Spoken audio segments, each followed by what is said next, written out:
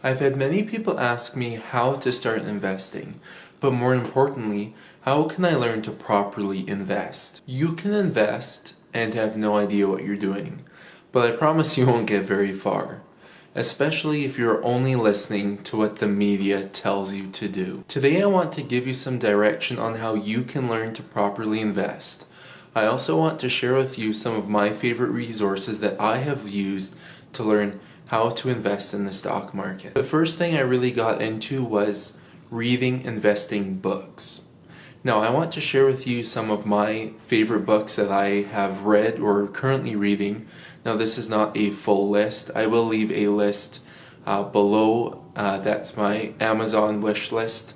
Go on there and you can find some other great reads that you should definitely start. Not every investing book is going to be the same. Some people enjoy some investing books and some people don't. This is just a small list of some of the books I've read that I have enjoyed, and hopefully you can find some inspiration in these. And if you want to start them, one of the first investing books I read was The Beginner's Guide to Investing. This is by Richard Croft and Eric Kersner. This is awesome, super easy book to read, short, lots of pictures and diagrams. Really enjoyed this one. The next one was, of course, Peter Lynch, Beating the Street. Really enjoyed this one as well. Peter Lynch has a great take on how he invests in the stock market, and he shares a lot of ways to get into detail with your stocks and to research them in depth. The next one I have was How to Make Money in Stocks. This is by William J. O'Neill. I enjoyed this one as well. He goes over a CAN-SLIM, is what he calls his CAN-SLIM system or method that I really enjoyed. Learned a lot from this book as well. Here's another one, The Future for Investors. This is by Jeremy J. Siegel. This has a little Warren Buffett stamp. It says Jeremy Siegel's new facts and ideas should be studied by investors. So obviously that's a big sign for me why I'm going to read it. Really enjoyed this book as well. This one was a little different of a book for me. I'm not a big trend following enthusiast, but I did really enjoy this one. It's called Trend Following: How Great Traders Make Millions in Up or Down Markets.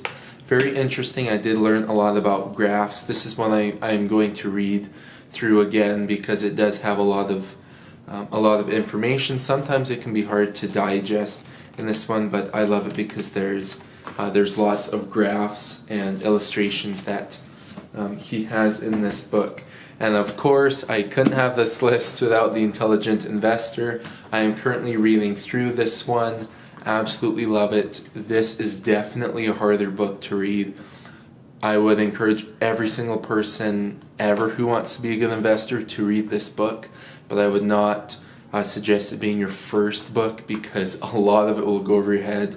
I am not a professional by any means. I'm just an enthusiast. I'd love to become a professional one day, and I'm working towards that.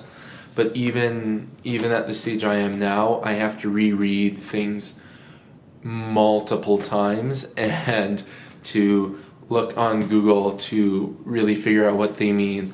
But I don't want to scare you away from this book because this book is an incredible resource for you to read. Some of the other resources I love to use is websites, of course.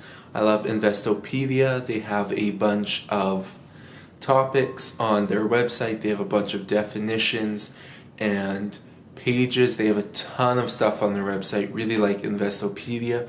Another one that is mostly Canadian markets is called TSI Network.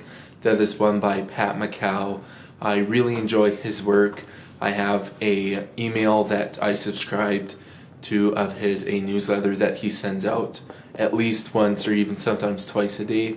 Love his content. He has a bunch of stuff on there as well. Sometimes I love having a paper version of what I'm reading so I can either jot notes in it or draw things, whatever I need to do. And then sometimes I like a digital version. Another thing I really like to do is I like to print off the financial statements from a company, and I love to read through them. They're very interesting, and although some of the things won't make sense, that gives you a great way to go onto Investopedia or onto Google and to look up definitions and terms that you don't know. It puts them into context very well. I find if I just look through a list of definitions and read through them, they may make sense, but they don't really have any context.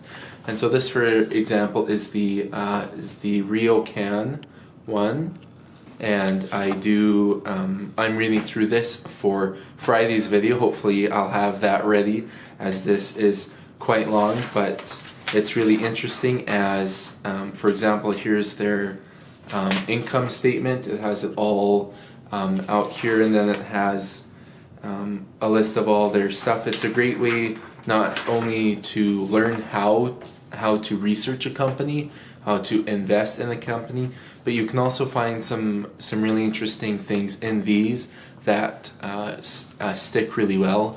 I remember when I first started reading through financial statements with Nexus Real Estate. When I first did that, it made no sense. I had no idea what I was doing. It was really hard for me to kind of put two and two together. But as I probably read through that like 6 or 7 times, many times, but I finally, it started finally clicking. I could understand, this and this kind of points toward that, or like, it was just really interesting. I really encourage doing that. Another thing I really like, actually, and I'm sure there's lots of these, but I am subscribed to The Economist. I get this mostly the online format, but they had a promotion that I did get the paper copy. This has a financial sections in it. Let me quickly find it here because I didn't have it open. Finance and economics. And so they have a bunch of, let's see, you can kind of see that. This talks about black swans, but it goes through that, and it can be very interesting. I also like magazines like this, whether it's the online version or a paper copy, is because you can find out kind of what's going on in the world, in the markets, and then because that has a big impact on certain stocks or how stocks will behave, how companies will behave is more accurate. And you can associate the two.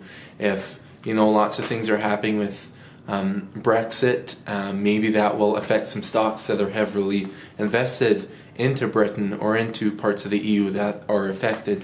And I like to make that association with the global the global markets and global news, with companies that associate themselves in those countries. Thank you so much for watching this video. Of course, I'm going to put my own website in there for sources to learn, www.matterbrain.com. I try my best to publish the most relevant and the best way to learn how to invest in stocks.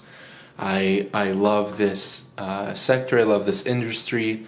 I really enjoy investing in the stock market, learning how to, and then passing that information on to you. And I hope you appreciate the lengths that I go to bring you that. I do appreciate you watching for all these videos. Please follow me on my social medias. I have Facebook, Instagram, and Twitter. I'm not super active, but I'm trying to change that. They will all be linked down below. I do have a newsletter that I send out at least once a week. I'll leave a link to that down below. You can also go to my website, and I have a tab on the website for that. Thank you so much for watching, and I'll see you next